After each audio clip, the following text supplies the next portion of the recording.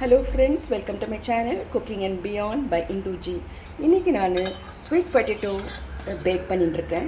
அது எப்படின்னா, இது ஸ்வீட் பொட்டேட்டோவை தோலெல்லாம் உரிச்சிட்டு நல்லா அழகாக கட் பண்ணிவிட்டு நம்ம தொடச்சி அப்படியே வச்சுருங்க. கட் பண்ணிவிட்டு எந்த சைஸ் வேணுமோ கட் பண்ணிக்கோங்க. திக்காக வேணும், இல்லை மெலிசா வேணும், இல்லை சின்ன சின்ன சைஸ் எப்படின்னா கட் பண்ணி அதில் நம்ம அதை அப்படியே வச்சுட்டு இந்த தண்ணி கொதிக்கிற தண்ணியில் போட்டு ஒரு 2-3 மினிட்ஸ் அது நல்லா வேக வச்சு அது ஸ்டார்ச் எல்லாம் எடுத்துகிட்டு ஆற வச்சுருங்க.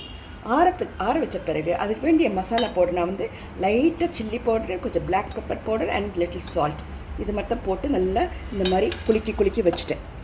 மதியானமே செய்து வச்சுட்டது. அப்புறம் நான் பேக்கிங் அவனில் இங்கே பேக்கிங் அவன் இந்த மாதிரி இருக்கு என்கிட்ட.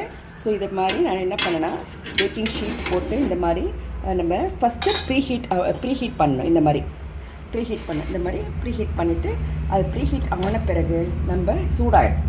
அதுக்கு என்ன டெம்பரேச்சர்னால், நம்ம எந்த டெம்பரேச்சர்னால் வச்சுக்கலாம். அக்கார்டிங் டு 250 வச்சுக்கலாம், 200 வச்சுக்கலாம். உங்களோட இதில் எப்படி இருக்கோ அது மாதிரி வச்சுக்கோங்க.